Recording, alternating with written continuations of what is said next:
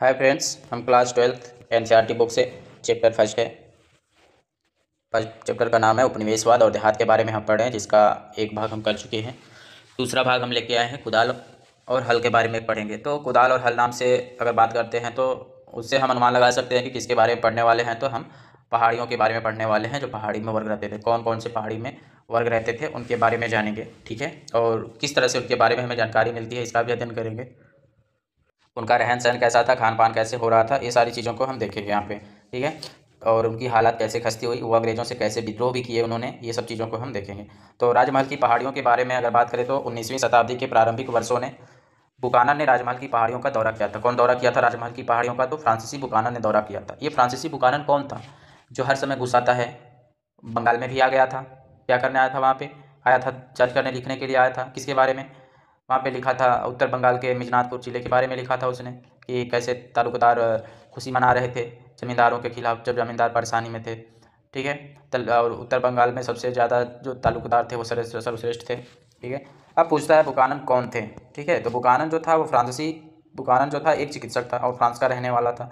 वह भारत आया था। भारत कब आया था वो? भारत 1794 से लेकर 1815 ईस्वी तक यहाँ पे रहा था। और वह चिकित्सा सेवा में, बंगाल की चिकित्सा सेवा में उसने काम किया था यहाँ पे। वह भारत के गवर्नर जनरल लॉर्ड बेलेजली का शल्य चिकित्सक था, ठीक है। पूछ देगा कि फ्रांसीसी बुकानन था जो था वो किसका चिकित्सक था? तो वह फ्रांसीसी बुकानन जो था वह लॉर्ड बेलेजली का शल्य चिकित्सक था, ठीक है। और उसने क्या किया यहाँ पे प्रवास के दौरान उसने कलकत्ता में एक चिड़ियाघर की भी स्थापना की थी। उस चिड़ियाघर का नाम क्या था? तो उस चिड़ियाघर का नाम अलीपुर चिड़ियाघर कहलाता है। वे थोड़े समय के लिए वनस्पतिक उद्यान का प्रभारी भी रहा था। बंगाल सरकार के अनुरोध पर उन्होंने ब्रिटिश ईस्ट इंडिया कंपनी के अधिकार क्षेत्र में आने वाली भूमि का विस्तृत सर्वेक्षण किया। यानी भूमि का विस्तृत सर्वेक्षण किसके आदेश पे किया था? तो बंगाल सरकार के आदेश पर भूमि का सर्वेक्षण किया था। यानी जो ब्रिटिश ईस्ट इंडिया कंपनी के अधिकार क्षेत्र में जो भूमि आती थी उसका इसने आर्थिक आर्थिक सर्वेक्षण नहीं किया, विस्तृत सर्वेक्षण किया था। आर्थिक सर्वेक्षण नहीं, कन्फ्यूजन हो जाएगा। कौन सा सर्वेक्षण किया था? तो विस्तृत सर्वेक्षण किया था। 1815 में वह बार होकर इंग्लैंड चला गया और उसने अपनी माता की मृत्यु के पश्चात वे उनकी जायदाद के वारिस बन गए और उन्होंने उनके वंश के नाम हैमिल्टन को अपना लिया, इसलिए उनका अक्सर नाम बुकानन हैमिल्टन भी कहा जाता है। तो यह फ्रांसीसी बुकानन के बारे में था कि वो फ्रांसीसी बुकानन कौन था, भारत क्यों आया था और भारत आकर उसने क्या क्या किया था, ठीक है। अब देखते हैं कि जो फ्रांसीसी बुकानन आया था एक शल्य चिकित्सक था, दिमाग तो था उसके पास, ठीक है। और उसने चिड़ियाघर की भी स्थापना की जिसका नाम अलीपुर चिड़ियाघर था। तो बंगाल में जो राजमहल की पहाड़ियाँ थी, जो राजमहल की पहाड़ियाँ जो झारखंड के इलाके में आती है, तो उसके बारे में उसने लिखा था। क्या बताता है उन लोग के बारे में? कि इन लोग के बारे में लिखता है 19वीं शताब्दी के प्रारंभ में। कहता है कि जहाँ जहाँ उसने भ्रमण किया, लोगों से मुलाकात की और उनके रीति रिवाजों को देखा, यह पत्रिका हमारे मस्तिष्क में अनेक प्रश्न खड़ी करती है, किंतु यह हमेशा हम उत्तर देने में सहायक नहीं होती, ठीक है। तो इसके लिए अगर हम जानना है और इनके बारे में, राजमहल की पहाड़ियाँ जो है वहाँ के निवासियों के बारे में जानना है, तो हमें थोड़ा और पीछे 18वीं शताब्दी के जो साक्ष्य हैं उनके बारे में पढ़ना पड़ेगा।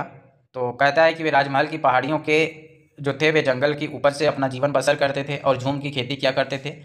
वे जंगल के छोटे हिस्से झाड़ियों को काट कर और घास फूस को जलाकर ज़मीन साफ कर लेते थे और राखी तो ना और राख की पोटास से उपजाऊ ज़मीन पर ये पहाड़िया लोग अपने खाने के लिए तरह तरह की दालें और ज्वार बाजरा उगा लेते थे, ठीक है। यानी कौन कौन सा फसल उगाते थे? तो दाल और ज्वार बाजरा उगाते थे। ये सब चीज़ें छोटी छोटी नोट करनी चाहिए, क्योंकि इसी से क्वेश्चन बन जाता है। पूछ देगा कि राजमहल की पहाड़ियों पे जो पहाड़िया रह रहे थे वो कौन सी फसल उगा रहे थे? तो कौन सी फसल उगा रहे थे? दाल और ज्वार बाजरा उगा लेते थे। वे अपने कुदाल से ज़मीन को थोड़ा खुरच लेते थे। कुछ वर्षों तक उस साफ की गई ज़मीन में खेती करते थे और फिर कुछ वर्षों को उसको परती छोड़कर नए इलाके में चले जाते थे, जिससे उस ज़मीन की उर्वरता हो जाती थी। यह प्रक्रिया क्या कहलाती थी? यह प्रक्रिया कहलाती थी झूम खेती की या स्थानांतरण खेती की, ठीक है। उन जंगलों में पहाड़िया लोग खाने के लिए महुआ के फूल इकट्ठा करते थे, ठीक है। महुआ के फूल को इकट्ठा क्यों करते थे? खाने के लिए। बेचने के लिए रेशम का कोया और राल और कोट कोयला बनाने के लिए लकड़ियाँ इकट्ठा करते थे, ठीक है। उनकी ये प्रोसेस थी। बेचने के लिए किसका उपयोग करते थे? बेचने के लिए रेशम के कोया और राल का। और लकड़ियों को इकट्ठा क्यों करते थे? कट कोयला बनाने के लिए। पेड़ों के नीचे जो छोटे छोटे पौधे आते थे या पड़ती जमीन पर जो घास फूस की हरी चादर सी बिछ जाती थी वह पशुओं के लिए चारागाह बन जाती थी। तो यह उनका जीवन था, ठीक है। शिकारियों की झूम खेती करने वाले, खाद्य बटोरने वाले, काटकोयला बनाने वाले, रेशम के कीड़े पालने वालों के रूप में पहाड़िया लोगों की जिंदगी इस प्रकार जंगल के घनिष्ठ रूप से जुड़ी हुई थी। वे इमली के पेड़ के बीच बनी अपनी झोपड़ियों में रहते थे। यानी अपनी झोपड़ियाँ किसके बीच में बनाते थे? इमली के पेड़ के बीच में बनाते थे और आम के पेड़ों की छांव में आराम करते थे। वे पूरे प्रदेश को अपना निजी भूमि मानते थे और यह भूमि उनकी पहचान और जीवन का आधार थी। और वे बाहरी लोगों के प्रवेश को प्रतिरोध करते थे। उनके मुखिया लोग अपने समूह में एकता बनाए रखते थे, आपसी लड़ाई झगड़े निपटा देते थे और जनजातियों तथा मैदानी लोगों के साथ लड़ाई छिड़ने पर अपनी जनजाति का नेतृत्व करते थे। कौन? उनके जो कबीले का मुखिया होता था वो ये सब सारी चीज़ें करता था।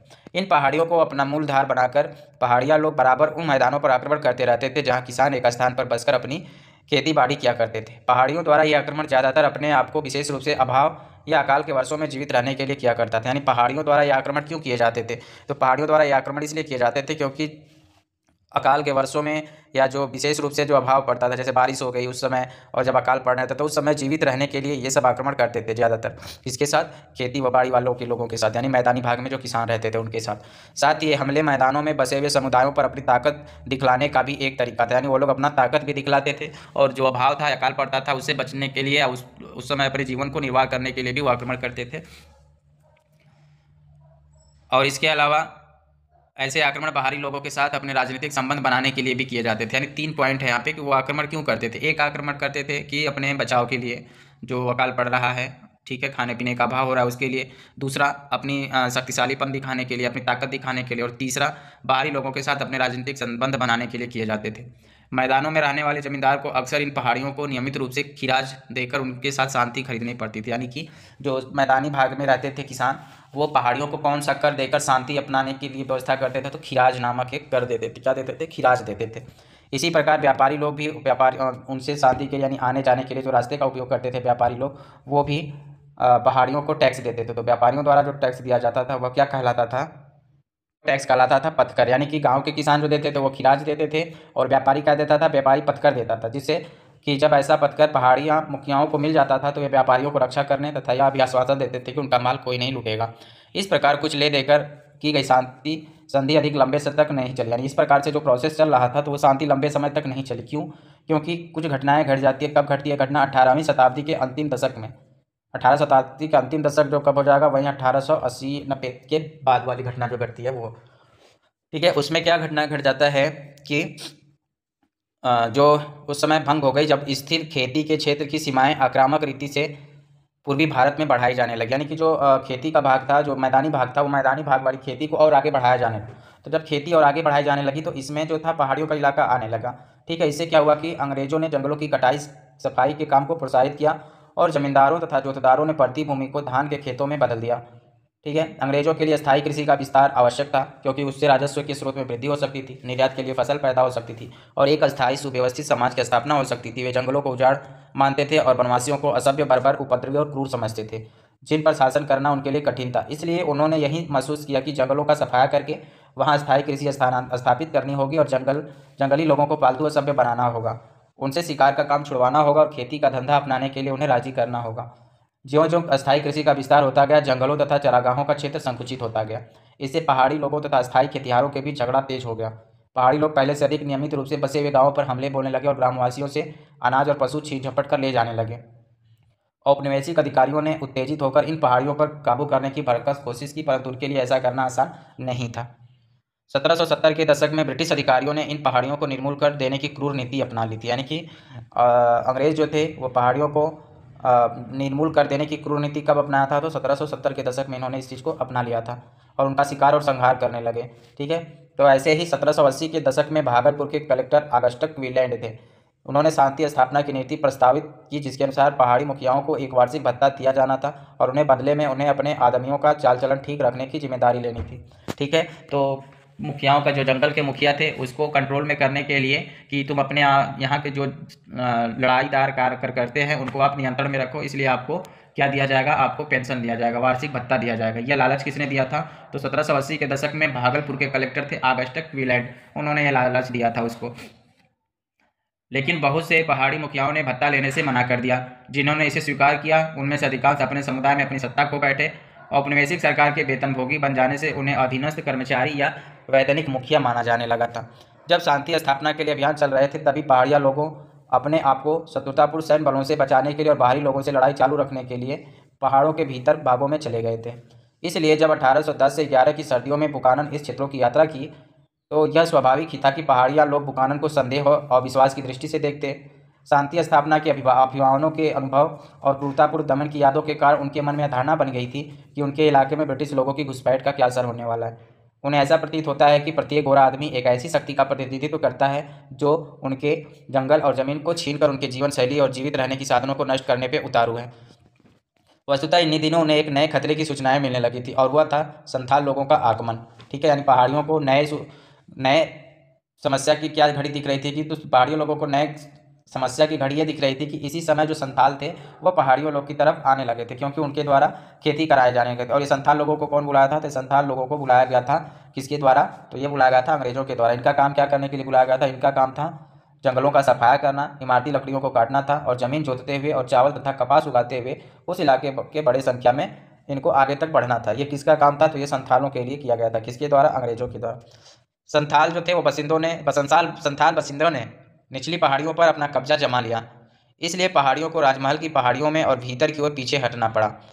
पहाड़िया लोग अपनी झूम खेती के लिए कुदाल का प्रयोग करते थे, इसलिए कुदाल को पहाड़ियों के जीवन का प्रतीक पता। अभी हम जो चैप्टर शुरू किए थे ना उसमें कुदाल और हल था, तो वहीं था कि कुदाल और हल किसके लिए प्रयोग किया जा रहा था। तो कुदाल जो पहाड़िया थे वो अपना कुदाल से हल्का हल्का खोद के अपना उत्पादन करते थे, और हल किसके पास था? तो हल संथालों के पास था, जो लंबे दूरी से पूरा आराम से जुताई करके वो खेत का उत्पादन कर रहे थे। तो इसलिए कुदाल का प्रतीक किसको माना गया? तो पहाड़िया का जीवन के प्रतीक माना गया कुदाल को। और जो बसिंदे थे, जो संथाल थे, और संथाल की शक्ति का प्रतिनिधित्व किसको माना गया? तो हल को माना गया। और हल और कुदाल के पीछे लंबी लड़ाई चलने लगी। राजमहल की पहाड़ियों में स्थित जो ये एक दृश्य है गांव का, जो पहाड़ी गांव का एक छोटा सा दृश्य है, और ये दृश्य किसने बनाया था? तो इस दृश्य को बनाया था 1782 में विलियम होजेज द्वारा बनाया गया था। किसके द्वारा? विलियम होजेज द्वारा। विलियम होजेज कौन था? विलियम होजेज एक ब्रिटिश कलाकार था जो कैप्टन कुक के साथ आया था। ठीक है, पूछ देगा कि विलियम होजेज जो था वो कब आया था, तो किसके साथ आया था? तो कैप्टन कुक के साथ आया था। कब? उसकी प्रशांत महासागर की दूसरी समुद्र यात्रा के दौरान। ठीक है, दूसरी समुद्र यात्रा किसके? कैप्टन कुक की दूसरी समुद्र यात्रा थी 72 से 75, तो उसके साथ आया था कौन? विलियम होजेज। और प्रशांत महासागर में गया था और वहां से यह भारत आया था। 1781 में वह भागलपुर के कलेक्टर ऑगस्टस क्विलैंड का मित्र बन गया। क्विलैंड के निमंत्रण पर होजेज 1782 में उनके साथ जंगल महलों के भ्रमण पर गया था। वहां पे होजेज ने कई एक्वा टिंट तैयार किए थे। क्या तैयार किया था? एक्वा टिंट तैयार किया था।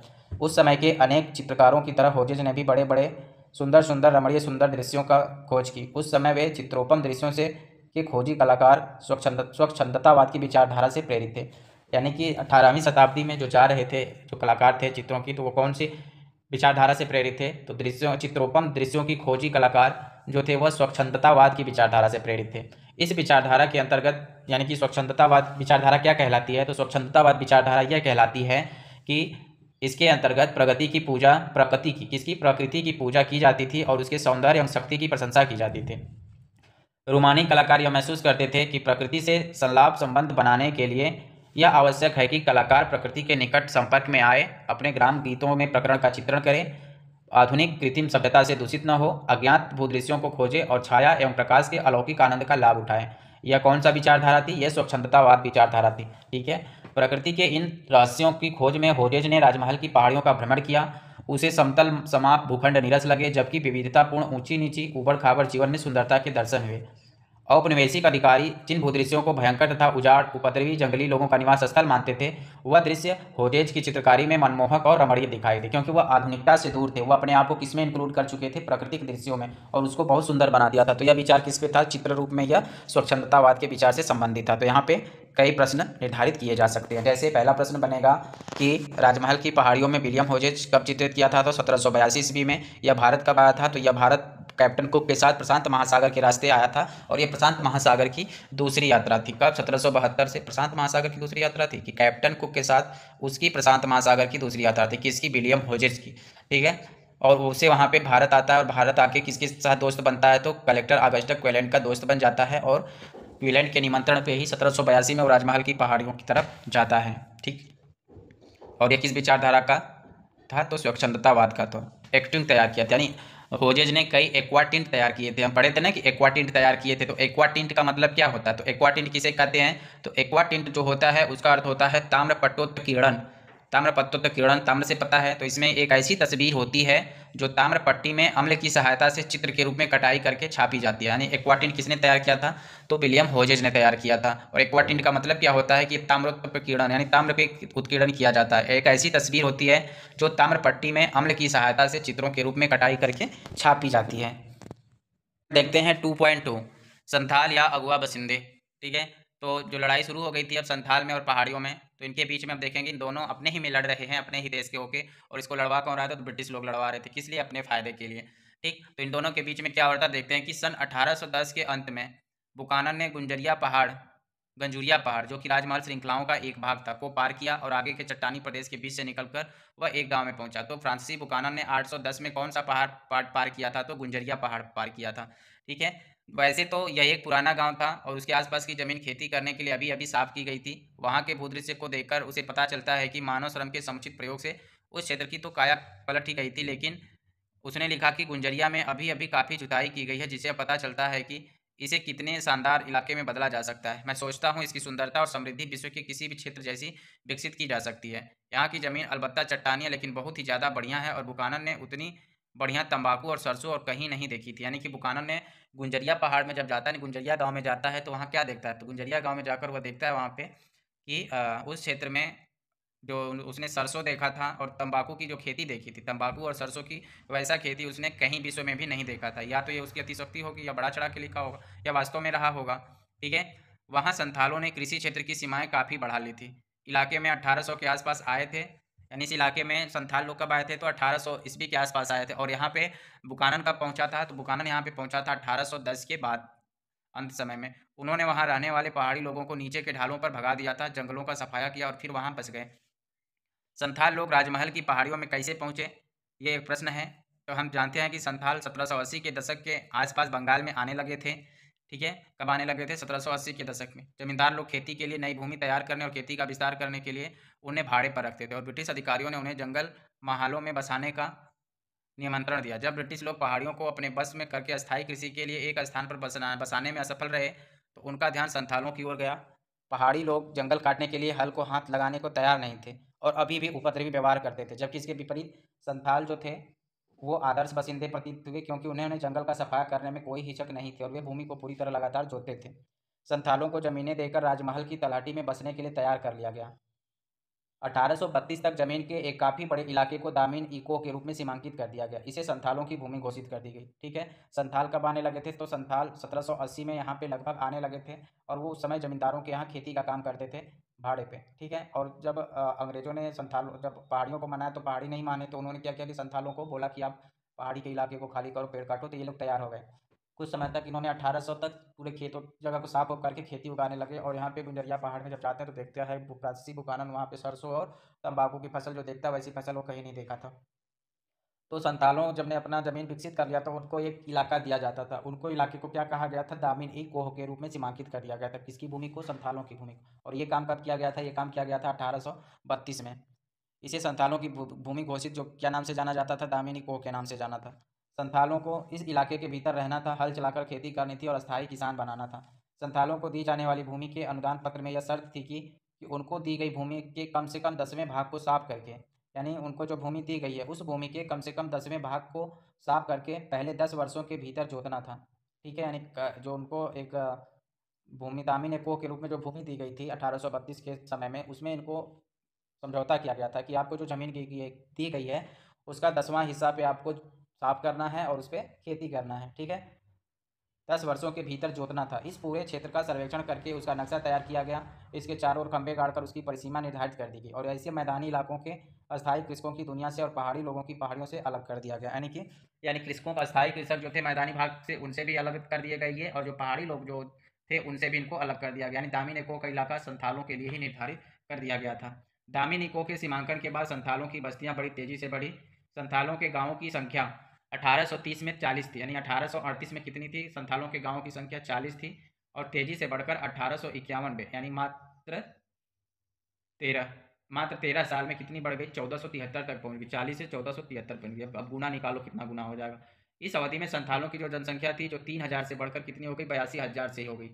यानी बहुत तेजी से इनकी जनसंख्या बढ़ने लगी थी। जैसे जैसे खेती का विस्तार होता गया वैसे वैसे कंपनी की तिजोरियों में राजस्व में वृद्धि होती गई। 19वीं शताब्दी के संथाल गीतों और मिथकों में उनकी यात्रा के लंबे इतिहास का बार बार उल्लेख किया गया। उनमें कहा गया है कि संथाल लोग अपने लिए बसने योग्य स्थान की खोज में बराबर बिना थके चलते गए, और अपने बसने योग्य स्थान की खोज में बराबर बिना थके चलते ही रहते थे। अब यहाँ दामिन इको में आकर मानो उनकी इस यात्रा को पूर्ण विराम लग गया। जब संथाल राजमहल की पहाड़ियों पर बसे तो पहले पहाड़िया लोगों ने इसका प्रतिरोध किया, पर अंततोगत्वा इन पहाड़ियों में भीतर की ओर चले जाने के लिए मजबूर कर दिए गए। उन्हें निचली पहाड़ियों तथा घाटियों के नीचे की ओर आने से रोक दिया गया और ऊपरी पहाड़ियों की चट्टानों और अधिक बंजर इलाकों तथा भीतरी शुष्क भागों तक सीमित कर दिया गया। इससे उनके रहन सहन और जीवन पर बुरा प्रभाव पड़ा। आगे चलकर वे गरीब हो गए। झूम खेती से नई नई जमीनें खोजने और भूमि की प्राकृतिक उर्वरता का उपयोग करने की क्षमता पर निर्भर रहती थी। अब सर्वाधिक उर्वर जमीनें उनके लिए दुर्लभ हो गई, क्योंकि वे अब दामिन का हिस्सा बन चुकी थी। इसलिए पहाड़िया लोग खेती के अपने तरीके जो झूम खेती जो उनकी प्रक्रिया थी उसको सफलतापूर्वक नहीं चला सके। जब इस क्षेत्र के जंगली खेतों के लिए साफ कर दिए गए तो पहाड़ी शिकारियों को भी समस्याओं का सामना करना पड़ा। इसके विपरीत संथाल लोगों ने अपनी पहली वाली खानाबदोश जिंदगी को छोड़ दिया था। अब वे एक जगह बस गए थे और बाजार के लिए कई तरह के वाणिज्यिक फसलों की खेती करने लगे थे और व्यापारियों तथा साहूकारों के साथ लेन देन करने लगे थे। किंतु संथालों ने भी जल्दी ही यह समझ लिया था कि उन्होंने जिस भूमि पर खेती करनी शुरू की थी वह उनके हाथ से निकलती जा रही है। संथाल ने जिस जमीन को साफ करके खेती शुरू की थी उस पर सरकार भारी भरकम लगान लगा रही थी। साहूकार जो थे, जिनको दीकू कहा जाता था, जिनको बाहरी लोग भी कहा जाता था, तो बाहरी लोग को दीकू कहा जाता था।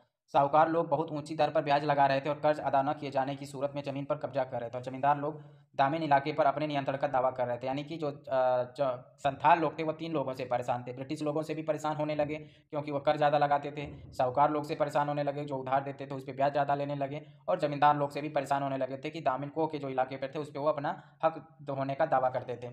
1850 के दशक तक संथाल लोग महसूस करने लगे थे कि अपने लिए एक आदर्श संसार का निर्माण करने के लिए जहां उनका अपना शासन हो, जमींदारी, साहूकारों और औपनिवेशिक राज के विरुद्ध विद्रोह करने का समय अब आ गया है। ठीक है, कभी उन्होंने ये बात सोचा 1850 के दशक में ये बात वो लोग सोचने लगे थे। तो इसी क्रम में 1855 से 1856 के संथाल विद्रोह के साथ संथाल परगने का निर्माण कर दिया गया, जिसके लिए 5500 वर्ग मील का क्षेत्र भागलपुर और वीरभूमि जिलों में से लिया गया। ठीक है, औपनिवेशिक राज को आशा थी कि संथाल के लिए नया परगना बनाने और उनमें से कुछ विशेष कानून लागू करने से संथाल लोग संतुष्ट हो जाएंगे।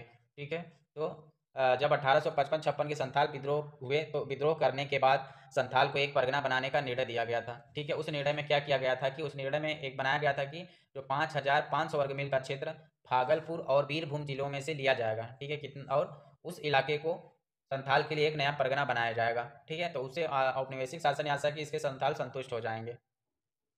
संथालों के बारे में बुकानन ने अपना विचार क्या दिया था, तो संथालों के बारे में बुकानन बताता है कि ये नई नई ज़मीनें साफ करने में वे बहुत होशियार थे, लेकिन नीचता से रहते थे। उनकी झोपड़ियों में कोई बाड़ नहीं होती और दीवारें सीधी खड़ी की गई छोटी छोटी सटी हुई लकड़ियों की बनी होती हैं, जिन पर भीतर की ओर लेप लगा होता है। झोपड़ियाँ छोटी और मैली कुचली होती हैं और उनकी छत सपाट होती थी, उनमें उभार बहुत कम होता था। तो यह संथालों के बारे में वर्णन किया गया था।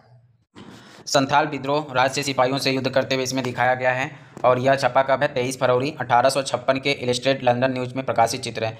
इस विद्रोह में संथालों के प्रति ब्रिटिश धारणा बदल दिया गया है।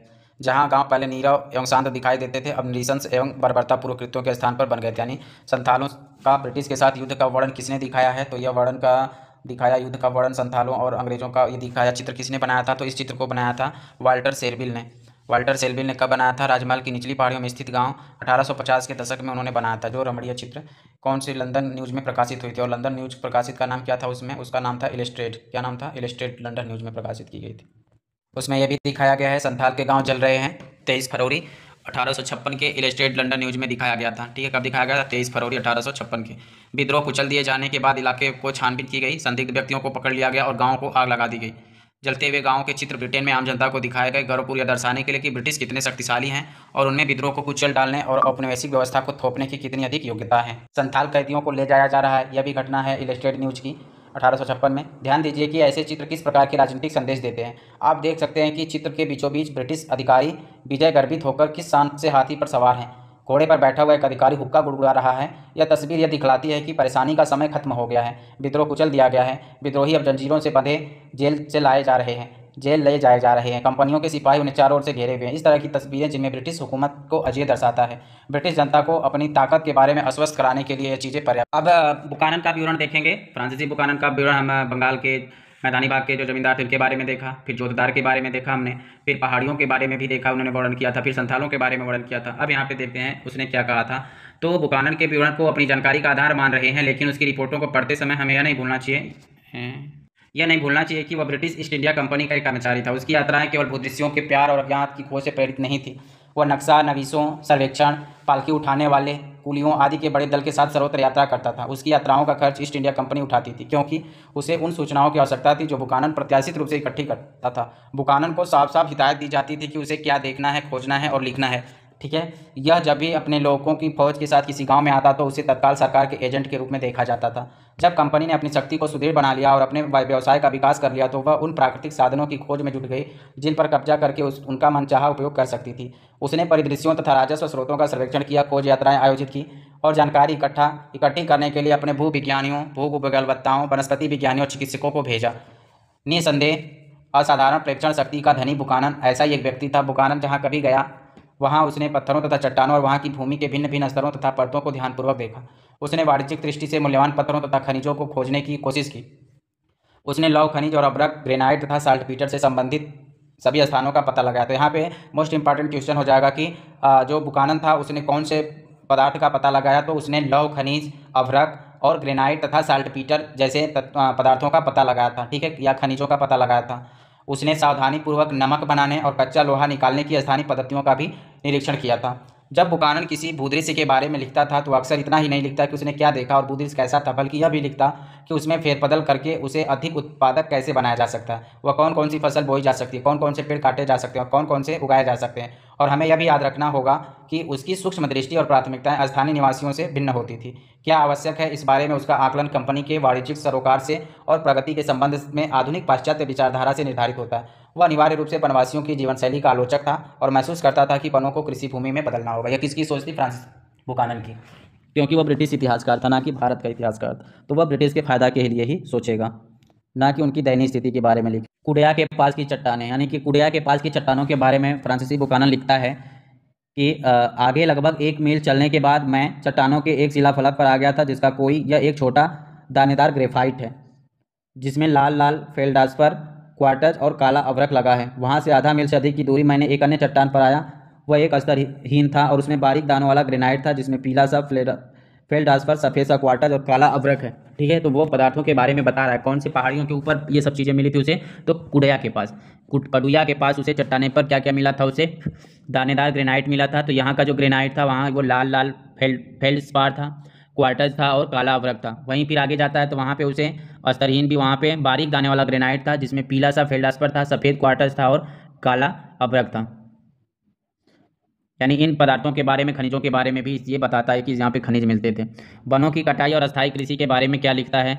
तो निचली राजमहल की पहाड़ियों में एक गांव से गुजरते हुए बुकानन लिखता है कि इस प्रदेश का दृश्य बहुत ही बढ़िया है। यहाँ की खेती विशेष रूप से घुमावदार संकरी घाटियों में धान की फसलें, बिखरे हुए पेड़ों के साथ साफ की गई जमीन और चट्टानी पहाड़ियाँ सभी अपने आप में पूर्ण हैं। कमी है तो बस इस क्षेत्र में कुछ प्रगति की और विस्तृत तथा उन्नत खेती की, जिनके लिए प्रत्येक प्रदेश अत्यंत संवेदनशील है। यहाँ लकड़ी की जगह टसर और लाख के लिए आवश्यकता अनुसार बड़े बड़े बागान लगाए जा सकते हैं। एक क्वेश्चन बनेगा यहाँ पे कि राजमहल की पहाड़ियाँ, जो निचली पहाड़ियाँ हैं, वहाँ पे खेती की बात की जाती है बुकानन के द्वारा, और वहाँ पे कौन से पेड़ उगाने की बात करता है? तो वहाँ पे लाख और टसर, नहीं टसर, लकड़ी की जगह, यहाँ पर जो लकड़ी की जगह है वहाँ पे टसर और लाख के लिए बागान लगाए जा सकते हैं। वह एक सुझाव देता है कि जो लकड़ी वहाँ पे उगी है उसको हटाकर वहाँ पे क्या लगाया जाना चाहिए? वहाँ पे टसर और लाख के पेड़ लगाए जाने चाहिए, इसकी बात करता है वह।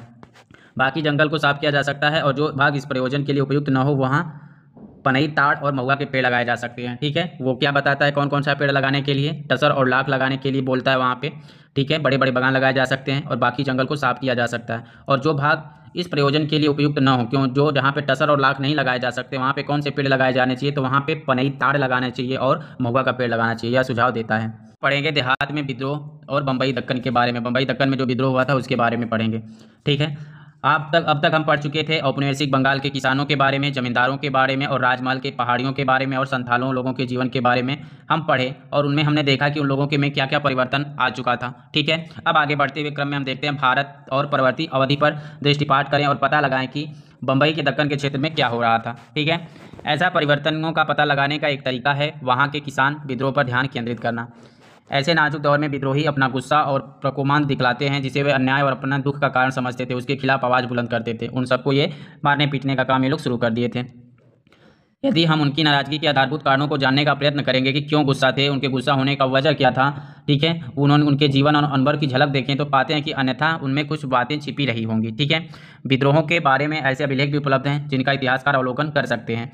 विद्रोहियों की क्रूरताओं से उत्तेजित होकर और पुनः व्यवस्था स्थापित करने की उत्कट इच्छा से राज्य के प्राधिकारी केवल विद्रोह को ही दबाने का प्रयत्न नहीं करते थे, बल्कि वे उसे जानने बूझने की कोशिश करते हैं और उनके कारणों की जांच करते हैं, जिससे कि नीतियां निर्धारित की जा सके और शांति स्थापना हो सके।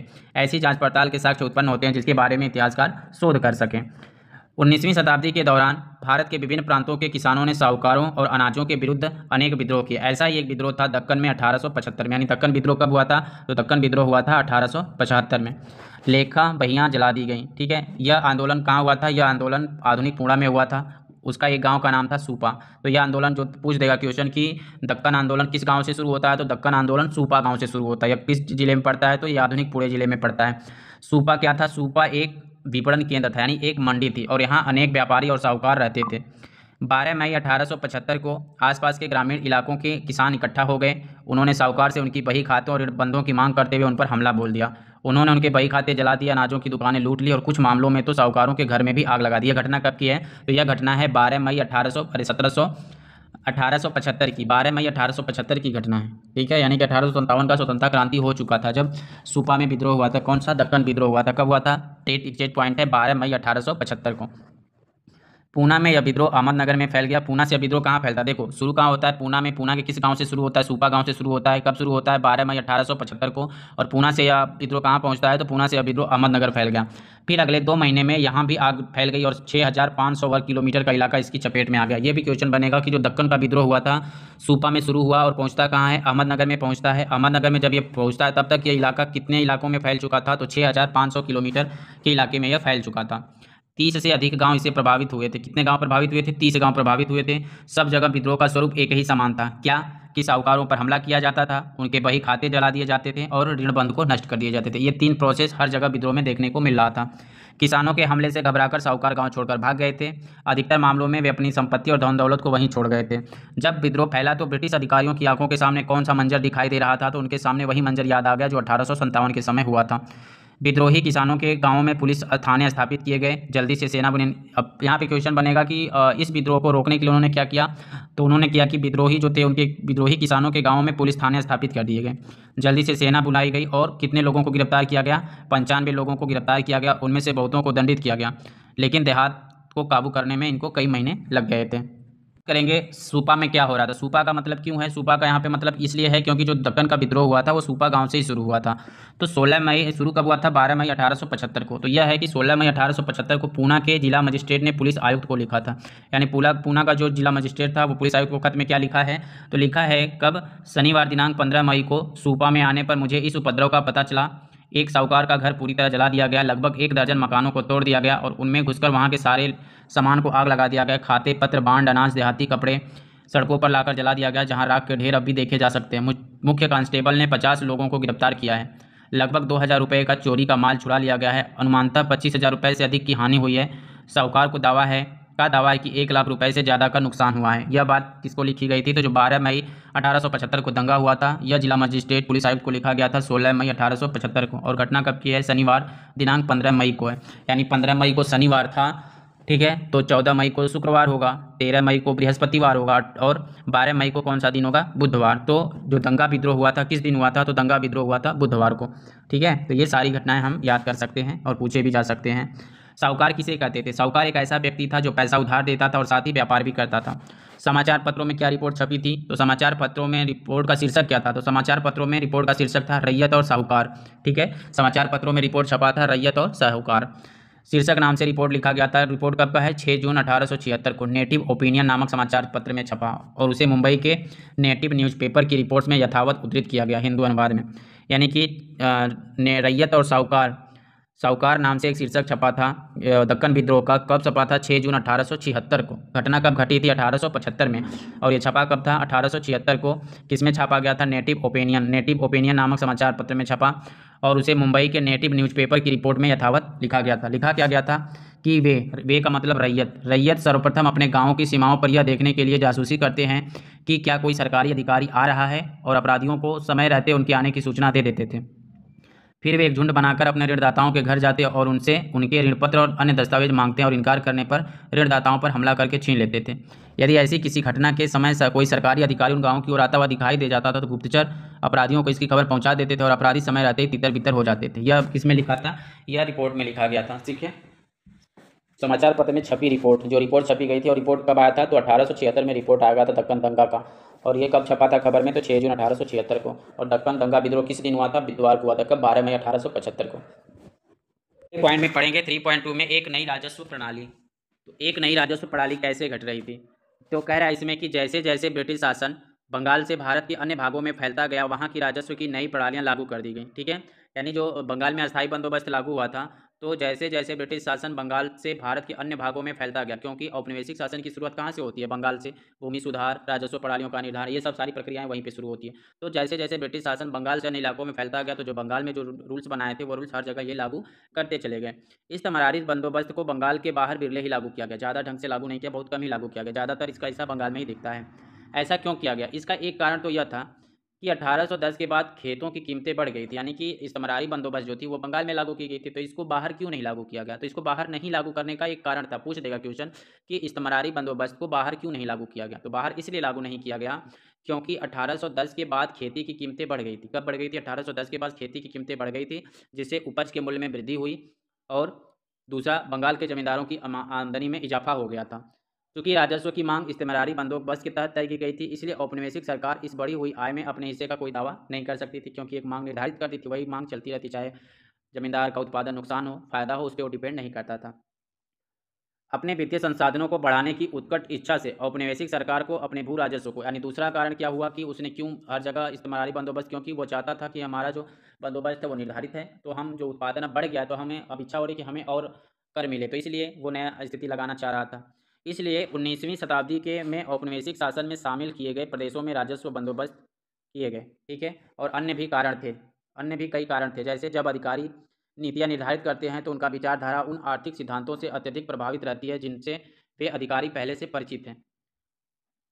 यानी कि जब कोई अधिकारी जब कोई नियम लगाता है तो उसके ऊपर डिपेंड करता है कि वह उस नियम के बारे में कितना जानता है। तो जब 1820 के दशक तक इंग्लैंड में डेविड रिकार्डो एक जाने माने अर्थशास्त्री के रूप में विख्यात थे। ठीक है, ये क्वेश्चन यहाँ पे बन जाएगा, उठा लेते हैं क्वेश्चन कि इंग्लैंड में डेविड रिकार्डो क्या था? एक अर्थशास्त्री था। उस कब का समय का अर्थशास्त्री था? तो 1820 के दशक का।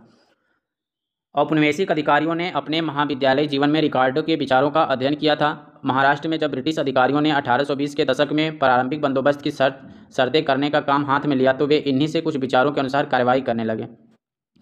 रिकार्डो के विचारों के अनुसार भूस्वामी को उस समय लागू औसत लगानों को प्राप्त करने का ही हक होना चाहिए। जब भूमि से औसत लगान से अधिक प्राप्त होने लगे तो भूस्वामी को अधिशेष आय होगी, जिस पर सरकार को कर लगाने की आवश्यकता होती। यदि कर नहीं लगाया गया तो किसान किरायाजीवी में बदल जाएंगे और उनकी अधिशेष आय का भूमि में सुधार में उत्पादक रीति से निवेश नहीं होगा। भारत में अनेक ब्रिटिश अधिकारियों ने सोचा कि बंगाल के इतिहास ने रिकार्डो के सिद्धांत की पुष्टि कर दी है। वही जमींदार लोग किरायाजीवियों के रूप में बदल गए प्रतीत हुआ, क्योंकि उन्होंने अपने ज़मीन पट्टे पर दे दी और किराए की आमदनी पर निर्भर रहने लगे। इसलिए ब्रिटिश अधिकारियों के विचार से अब आवश्यक थी कि एक भिन्न राजस्व प्रणाली अपनाई जाए। जो अधिकारी थे तो अधिकारी क्या कर रहे थे? वो एक इतिहासकार हुए थे इंग्लैंड में, उनका नाम था डेविड रिकार्डो। ठीक है, जो 1820 के दशक में ये प्रचलित थे इंग्लैंड में। तो जो अधिकारी चुने हुए थे वो उनके बारे में पढ़े थे। उन्होंने एक सिद्धांत दिया था कि जो आप कर लेते हो वो अस्थायी बंदोबस्त के तहत नहीं लेना चाहिए। उससे नुकसान ये होगा कि जो आप एक अस्थायी बंदोबस्त निर्धारित कर दिया, कर निर्धारित कर दिया, तो किसान के पास जो उपज होगा वो ज़्यादा, अगर उपज होने लगा, बढ़ गया, तो वो क्या करेगा कि जितना आपने निर्धारित किया उतना दे दिया और उसके पास अधिशेष ज़्यादा बचेंगे। जब उसके पास अधिशेष ज़्यादा बचने लगेंगे तो वो क्या करेगा कि वह अब उस ज़मीन पर ध्यान नहीं देगा, वो किराएदार बन जाएगा। ठीक है, किराएदार बन जाएगा मतलब क्या करेगा कि अपनी ज़मीन को किसी को पैसे पे दे के वो खेती करवाएगा और पहले उससे लेगा। ठीक है, तो इससे आपको अधिशेष जो मिलने वाला रहेगा, आपका राजस्व कम हो जाएगा। तो इसलिए रिकार्डो डेविड के सिद्धांत पर अधिकारियों ने ये चीज़ें देख चुकी थी कहाँ पे, जब बंगाल में चीज़ें होने लगी थी। तो इसलिए उन्होंने एक नए बंदोबस्त करने के विचार को सोचा। किरायाजीवी क्या कहलाता था? तो किरायाजीवी शब्द ऐसे लोगों का द्योतक है जो अपनी संपत्ति के किराए की आय पर जीवन यापन करते थे। तो इस तरह से अस्थायी बंदोबस्त से निकलने के लिए इन्होंने एक नई व्यवस्था लागू की और उस नई व्यवस्था लागू करने का नाम क्या था? रैयत बाड़ी व्यवस्था। और यह रैयतबाड़ी व्यवस्था कहाँ पे लागू हुई थी? तो यह प्रणाली बम्बई दक्कन में लागू की गई थी। कहाँ पे लागू की गई थी? बम्बई दक्कन में लागू की गई थी। बंगाल में लागू की गई प्रणाली के विपरीत इस प्रणाली के अंतर्गत क्या थे? तो बंगाल में जो अस्थायी बंदोबस्त लागू की गई थी, उससे यह प्रणाली जो रैयतबाड़ी प्रणाली थी वो अलग इस स्वरूप में थी कि राशि सीधे रैयत के साथ तय की जाएगी। बंगाल में किस में राशि तय की जा रही थी? जमींदार में। अब और जब ये रैयतबाड़ी प्रणाली लागू की गई दक्कन में, तो इसकी राशि किसे तय की जाएगी? तो इसकी राशि तय की जाएगी सीधे रैयत से। भिन्न भिन्न प्रकार की भूमि से होने वाली औसत का आय अनुमान लगा लिया जाता था। रैयत की राजस्व अदा करने की क्षमता का आकलन कर लिया जाता था और सरकार के हिस्से के रूप में उसका एक अनुपात निर्धारित कर दिया जाता था। और हर 30 साल के बाद ज़मीनों का फिर से सर्वेक्षण किया जाता था और राजस्व की दर तदनुसार बढ़ा दी जाती थी। इसलिए राजस्व की मांग चिरस्थायी नहीं रही। यानी कि जो बंगाल में राशि निर्धारित थी अस्थायी बंदोबस्त के तहत, वह जो दक्कन में रैयतबाड़ी व्यवस्था लागू की गई वह रैयतों से डायरेक्ट ली जाएगी और रैयतों के हिसाब से उसका निर्धारण किया गया। पहले भूमि का सर्वेक्षण किया गया कि किस भूमि से कितना उत्पादन होगा और जो रैयत है वो कितना देने में सक्षम है, उसके आधार पर जो रैयत का निर्धारण किया गया। और यह रखा गया कि हर 30 साल में इसका फिर से दोबारा सर्वेक्षण होगा और जैसी स्थिति रहेगी उस हिसाब से रैयत का निर्धारण किया जाएगा। अगला है राजस्व की मांग और किसान का कर्ज। बम्बई दक्कन में पहला राजस्व बंदोबस्त 1820 के दशक में किया गया था। यानी बम्बई दक्कन में पहला राजस्व बंदोबस्त कब किया गया था? तो 1820 के दशक में किया गया था। मांगा गया राजस्व इतना अधिक था कि बहुत से स्थानों पर किसान अपने गांव छोड़कर नए क्षेत्र में चले गए। जिन इलाकों की ज़मीन घटिया किस्म की थी और वर्षा भी कम ज़्यादा होती थी, खासतौर पर समस्या और भी बिकट थी। जब वर्षा नहीं होती और फसल खराब होती थी तो किसानों के लिए राजस्व अदा करना संभव हो जाता था। फिर भी राजस्व इकट्ठा करने वाले प्रभारी कलेक्टर अपनी कार्यकुशलता को प्रभावित करते और अपने बड़े अधिकारियों को प्रसन्न करने के लिए अत्यंत उत्कृष्ट रहते थे। इसलिए वे अत्यंत कठोरतापूर्वक राजस्व वसूल करने का प्रयत्न करते थे। जब कोई किसान अपना राजस्व नहीं दे पाता था तो उसकी फसलें जब्त कर ली जाती थी और समूचे गांव पर जुर्माना ठोक दिया जाता था। ये कब किसमें हो रहा था? तो यह रैयतबाड़ी व्यवस्था में हो रहा था। 1830 के दशक तक आते आते यह समस्या और गंभीर हो गई। सन 1832 के बाद कृषि उत्पादों की कीमतों में तेजी से गिरावट आई। फलस्वरूप किसानों की आय में और भी गिरावट आई। इसी दौरान 1832 और 34 के वर्षों में देहाती इलाके अकाल की चपेट में आकर बर्बाद हो गए। दक्कन की 1/3 पशुधन मौत के मुंह में चला गया और आधी मानव जनसंख्या की भी काल का ग्रास बन गई। और जो बचे उनके पास भी उस संकट का सामना करने के लिए खाद्यान्न नहीं था। राजस्व की बकाया राशियां आसमान को छूने लगी थी। ऐसे समय में किसान लोग कैसे जीवित रहे? उन्होंने राजस्व कैसे अदा किया? अपनी ज़रूरत चीज़ों को कैसे जुटाया? अपने हल बैल कैसे खरीदे अथवा बच्चों की शादियाँ कैसे की? यह सब करने के लिए उन्होंने पैसा उधार लेने के अलावा उनके पास और कोई चारा नहीं था। ऋणदाता से पैसा उधार लेकर ही राजस्व चुकाया जा सकता था, लेकिन यदि रैयत ने एक बार ऋण ले लिया तो उसे वापस करना उसके लिए कठिन हो गया था। कर्ज बढ़ता गया, उधार की राशियां बकाया रहती गईं और ऋणदाताओं पर किसानों की निर्भरता बढ़ती गई। अब स्थिति यहाँ तक बिगड़ गई थी कि किसानों को अपनी रोजमर्रा की ज़रूरतों को खरीदने और अपने उत्पादन के खर्च को पूरा करने के लिए भी कर्ज लेने पड़ते थे। 1840 के दशक तक अधिकारियों को भी इस बात का साक्ष्य मिलने लगा था कि सभी जगह के किसान कर्ज के बोझ से दबे पड़े हैं। 1840 के दशक के मध्य एक विशेष प्रकार के आर्थिक पुनरुत्थान के लक्षण दिखाई देने लगे। तब अनेक ब्रिटिश अधिकारियों ने महसूस करना शुरू कर दिया कि 1820 के दशक में किए गए राजस्व संबंधी बंदोबस्त कठोरतापूर्वक थे। मांग गया राजस्व बहुत ज़्यादा था, व्यवस्था कठोर एवं लचकहीन थी और किसानों की अर्थव्यवस्था का भट्ठा बैठने वाला था। इसलिए खेती का विस्तार करने के लिए किसानों को प्रोत्साहित करने की दृष्टि से राजस्व संबंधी मांगों को कुछ हल्का किया गया। 1845 के बाद कृषि उत्पादों की कीमतें सनय सनय बढ़ती गई। किसान अपने कृषि क्षेत्र को बढ़ाने लगे। इसके लिए वे नए इलाके में जा रहे थे और गोचर भूमियों के कृषि भूमि में बदल रहे थे। लेकिन किसानों को अपनी खेती का विस्तार करने के लिए अधिक हल बैल चाहिए थे। उन्हें बीज और ज़मीन खरीदने के लिए पैसे की जरूरत थी। इन सब कामों के लिए उन्हें एक बार फिर पैसे उधार लेने ऋणदाताओं के पास जाना पड़ा। फिर कपास में तेजी कैसे आई, इसके बारे में हम 3.4 में देखेंगे। 1860 के दशक से पहले ब्रिटेन में कच्चे माल के तौर पर आयात की जाने वाली समस्त कपास का 3/4 भाग अमेरिका से आता था। ब्रिटेन के सूती वस्त्रों के विनिर्माता कंपनी लंबे अरसे से अमेरिका कपास पर अपना नियंत्रण आधारित करते थे। अगर यह स्रोत बंद हो गया तो हमारा क्या होगा? इस प्रकार से विचलित होकर वे बड़े उत्सुकता से कपास की आपूर्ति को वैकल्पिक स्रोत खोज रहे थे। 1857 में ब्रिटेन के पास आपूर्ति संघ की स्थापना हुई थी। यानी ब्रिटेन में कपास आपूर्ति संघ की स्थापना कब हुई थी? तो 1857 ईस्वी में। और मैनचेस्टर कॉटन कंपनी कब बनाई गई थी? तो मैनचेस्टर कॉटन कंपनी बनाई गई थी 1859 ईस्वी में। उनका उद्देश्य क्या था? कि दुनिया के हर भाग में कपास के उत्पादन को प्रोत्साहित करना था, जिससे कि उनकी कंपनी का विकास हो सके।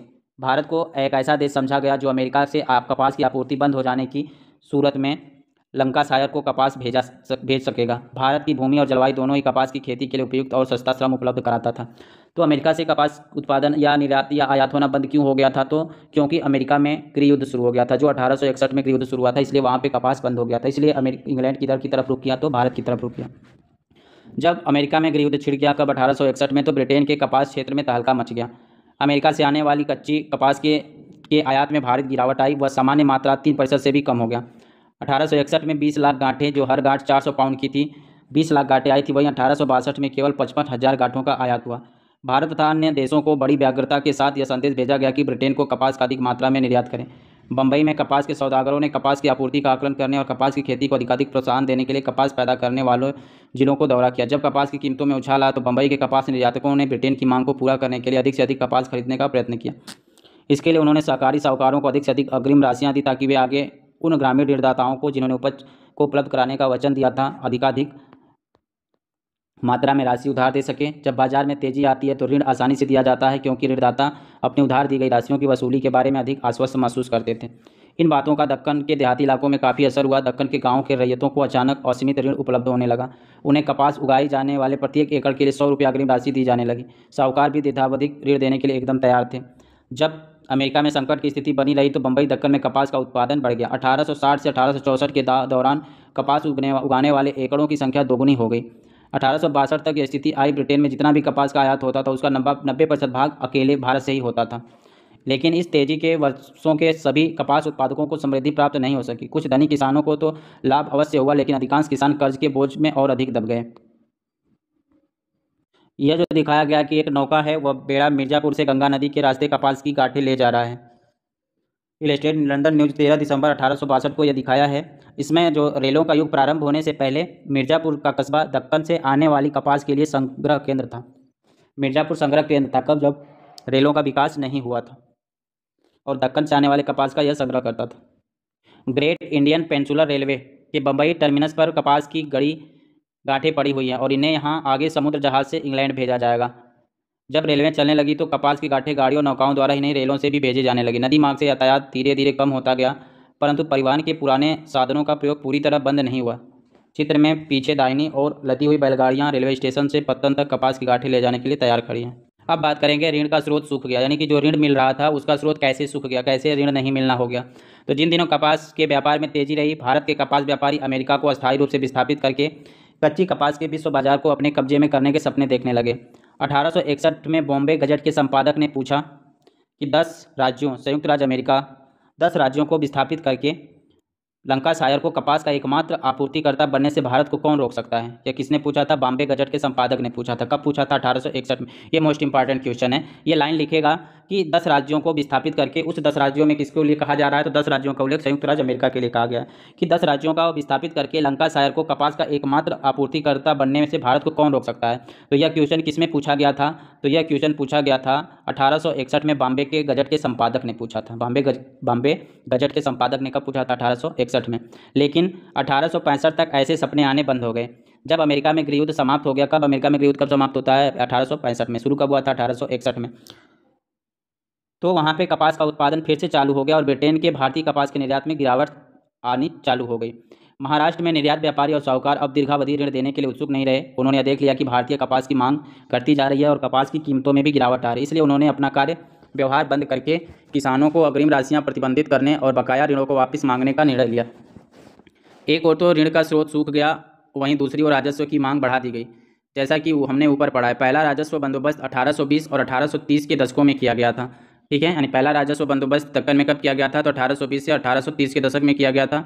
अब अगला बंदोबस्त करने का समय आ गया था और नए बंदोबस्त में मांग को नाटकीय ढंग से 50 से 100% तक बढ़ा दिया गया था। यानी जो नया बंदोबस्त किया गया था उसमें कितने तक बढ़ा गया था? तो 50 से 100% तक बढ़ा दिया गया था। भला बेचारे रैयत उस हालात में जबकि कीमतें गिर रही थी और कपास के खेत गायब हो रहे थे, इस प्रकार बढ़ी हुई मांग को कैसे पूरा कर सकते हैं।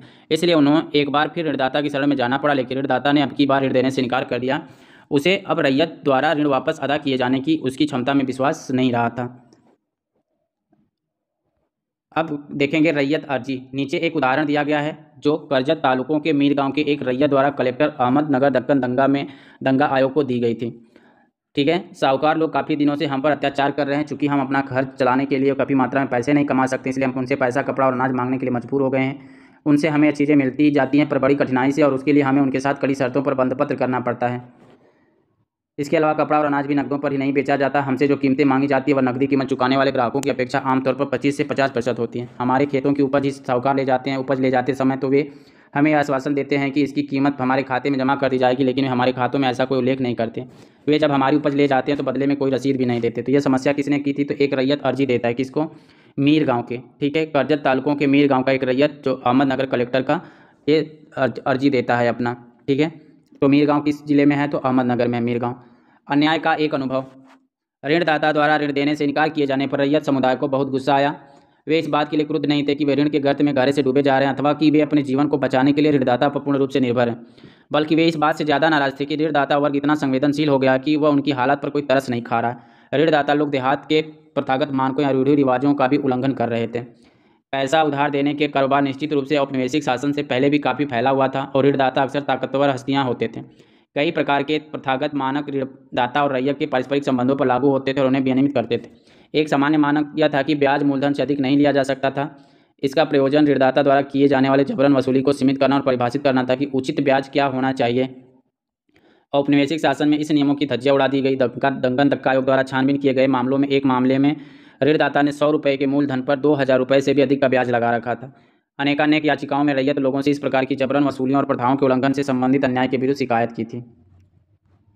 रैयत ऋणदाता को कुटिल और धोखेबाज समझने लगे थे। रैयत जो थे वह ऋणदाता को कुटिल और धोखेबाज समझने लगे थे। वे ऋणदाताओं के द्वारा खातों में धोखाधड़ी करने और कानून को धत्ता बताने की शिकायत करते थे। 1859 में अंग्रेजों ने एक परिसीमन कानून पारित किया, यानी अंग्रेजों ने परिसीमन कानून कब पारित किया था? तो 1859 में। मोस्ट इंपॉर्टेंट क्वेश्चन कि परिसीमन कानून पारित कब किया गया था? 1859 ईस्वी में, जिसमें यह कहा गया कि ऋणदाता और रैयत के बीच हस्ताक्षरित ऋणपत्र केवल 3 वर्षों के लिए ही मान्य होंगे। यानी कि जो परिसीमन कानून पारित किया गया उसमें क्या नियम लगाया गया? तो उसने एक नियम यह रखा गया कि ऋणदाता और रैयत के बीच जो हस्ताक्षरित ऋणपत्र होगा वह केवल 3 वर्षों के लिए ही मान्य होगा। इस कानून का उद्देश्य बहुत समय तक ब्याज को संचित होने से रोकना था, किंतु ऋणदाता ने इस कानून को घुमाकर अपने पक्ष में ही कर लिया और रैयत से हर तीसरे साल एक नया बांडपत्र भरवाने लगा। जब कोई नया बांड हस्ताक्षरित होता तो न चुकाई गई राशि शेष अर्थात मूलधन और उस पर उत्पन्न तथा इकट्ठा हुए संपूर्ण ब्याज को मूलधन के रूप में दर्ज किया जाता था। उस नए सिरे से ब्याज लगने लगता था। दक्कन दंगा आयोग को प्राप्त हुई याचिकाओं में रैयत लोगों ने यह बतलाया कि यह प्रक्रिया कैसे काम कर रही थी और किस प्रकार ऋणदाता लोग रैयत को ठगने के लिए तरह तरह के हथकंडे अपनाते थे। जब ऋण चुकाए जाते तो रैयत को उसकी रसीद देने से इनकार कर देते थे, बंद पत्रों में जाली आंकड़े भर लेते थे, किसानों की फसल नीची कीमतों पर ले लेते थे और आखिरकार किसानों की धन संपत्ति पर ही कब्जा कर लेते थे। तरह तरह के दस्तावेजों और बंदपूर तक इस न्याय अत्याचारपूर्ण प्रणाली के प्रतीक बन गया। पहले ऐसे दस्तावेज बहुत ही कम हुआ करते थे, किंतु ब्रिटिश अधिकारी अनौपचारिक समझौते के आधार पर पुराने ढंग से किए गए लेन देन को संदेह की दृष्टि से देखते थे। उनके विचार से लेन देन की शर्तें संविधाओं, दस्तावेजों और बंदपत्रों में साफ साफ सुस्पष्ट और सुनिश्चित शब्दों में कही जानी चाहिए और वे विधि सम्मत होनी चाहिए। जब तक कि कोई दस्तावेज या संविदा कानून की दृष्टि से परिवर्तनीय नहीं होगा तब तक उसका कोई मूल्य नहीं होगा। समय के साथ किसान यह समझने लगे कि उनके जीवन में जो भी दुख तकलीफ है वह सब बंदपत्रों और दस्तावेजों की इस नई व्यवस्था के कारण ही है। उनके दस्तावेजों पर हस्ताक्षर करवा लिए जाते थे, अंगूठे के निशान लगवा लिए जाते थे, पर उन्हें यह पता ही नहीं चलता कि वास्तव में किस पर हस्ताक्षर कर रहे हैं और ये अंगूठे के निशान लगा रहे हैं। उन्हें उन खंडों के बारे में कुछ भी पता नहीं होता था जो ऋणदाता बंदपत्रों में लिख देते थे। वे तो हर लिखे हुए सबसे डरने लगे थे, मगर वे लाचार थे क्योंकि जीवन रहने के लिए ऋण चाहिए था और ऋणदाता कानूनी दस्तावेजों के बिना ऋण देने को तैयार नहीं था। भाड़ा पत्र से जो स्रोत लिया गया उसमें क्या कहा गया था कि जब किसान पर ऋण का भार बहुत बढ़ गया तो वह ऋणदाता का ऋण चुकाने में असमर्थ हो गया। अब ऋणदाता के पास अपना सर्वस्व जमीन, गाड़ियाँ, पशुधन देने के अलावा कोई चारा नहीं था, लेकिन पशुओं के बिना वो आगे खेती कैसे कर सकता था? इसलिए उसने ज़मीन और पशु भाड़े पर ले लिए। अब उसे उन पशुओं के लिए जो मूल रूप से उसके अपने ही थे भाड़ा चुकाना पड़ता था। उसे एक भाड़ा पत्र लिखना पड़ता था जिसमें साफ तौर पर कहा जाता था कि ये पशु और गाड़ियाँ उसकी अपनी नहीं हैं। विवाद छिड़ने पर यह दस्तावेज न्यायालयों में मान्य होते थे। नीचे एक ऐसे ही दस्तावेज का नमूना दिया गया है जो नवंबर 1873 में एक किसान ने हस्ताक्षरित किया था। यह दक्कन दंगा आयोग के अभिलेखों से उद्धृत है। मैंने आपको दे ऋण के खाते में आपको अपनी लोहे के धुरों वाली 2 गाड़ियाँ, साज सामान और 4 बैलों के साथ बेची है। मैंने इस दस्तावेज के तहत उन्हीं 2 गाड़ियों और 4 बैलों को आपसे भाड़े पर लिया है। मैं हर माह आपको 4 रुपये प्रति माह की दर से उनका किराया दूंगा और आपसे अपनी लिखावट में रसीद प्राप्त करूंगा। रसीद न मिलने पर मैं यह दलील नहीं दूंगा कि किराया नहीं चुकाया गया है। कर्ज कैसे बढ़ते गए? दक्कन दंगा आयोग को दी गई अपनी याचिका में एक रैयत ने स्पष्ट किया कि ऋणों की प्रणाली कैसे काम करती थी, किस वजह से कैश ऋण जो थे वो बढ़ते जा रहे थे। एक साहूकार अपने कर्जदार को एक बंद पत्र के आधार पर 100 रुपया की रकम 3 से 2 आने प्रतिशत की मासिक दर पर उधार देता है। कर्ज लेने वाला इस रकम को बांड पास होने की तारीख से 8 दिन के भीतर वापस अदा करने का करार रखता है। रकम वापस अदा करने के लिए निर्धारित समय के 3 साल बाद साहूकार अपने कर्जदार से मूलधन तथा ब्याज दोनों को मिलाकर बनी राशि मिश्रधन के लिए एक अन्य बांड उसी ब्याज दर से लिखवा लेता है और उसे संपूर्ण कर्ज चुकाने के लिए 125 दिन की मोहलत दे देता है। 3 साल और 15 दिन बीत जाने पर कर्जदार द्वारा एक तीसरा बांड पास किया जाता है। यह प्रक्रिया बार बार दोहराई जाती है। 12 वर्ष के अंत में 1000 रुपये की राशि पर उसका कुल ब्याज 2028 रुपया 10 आना 30 पैसे हो जाता था। दक्कन दंगा आयोग। जब विद्रोह दक्कन में फैला तो प्रारंभ में बंबई की सरकार उसे गंभीरतापूर्वक लेने को तैयार नहीं थी। यानी जब दक्कन फैला था तो उस समय जो बंबई की सरकार थी वो दक्कन दंगे पर ध्यान नहीं दे रही थी। लेकिन भारत सरकार ने, जो कि 1857 की याद से चिंतित थी, बंबई सरकार को दबाव डाला कि यही वह दंगों के कारणों की छानबीन करें और एक जांच आयोग बैठाए। आयोग की रिपोर्ट तैयार की जो 1878 में ब्रिटिश पार्लियामेंट में पेश की गई। यानी दक्कन दंगा आयोग का रिपोर्ट कब तैयार करके ब्रिटिश पार्लियामेंट में भेजा गया? तो 1878 ईस्वी में इसको ब्रिटिश पार्लियामेंट में भेजा गया। कि भेजा गया 1878 में ब्रिटिश पार्लियामेंट में भेजा गया दक्कन दंगा आयोग के रिपोर्ट को तैयार करके। यह रिपोर्ट, जिसे दक्कन दंगा रिपोर्ट कहा जाता है, इतिहासकारों को उन दंगों का अध्ययन करने के लिए अध्ययन सामग्री उपलब्ध कराती है। आयोग ने दक्का पीड़ितों जिले में जांच पड़ताल कराई, रैयत वर्गों, साहूकारों और चश्मदीद गवाहों के बयान लिए, भिन्न भिन्न क्षेत्रों में राजस्व की दरों, कीमतों और ब्याज के बारे में आंकड़े इकट्ठे किए और जिला कलेक्टरों द्वारा भेजी गई रिपोर्ट का संकलन किया। ऐसे स्रोतों पर दृष्टिपात करते समय हमें यह फिर याद रखना होगा कि वे सरकारी स्रोत हैं और वे घटनाओं के बारे में सरकारी सरोकारों और अर्थ प्रतिबंध करते हैं।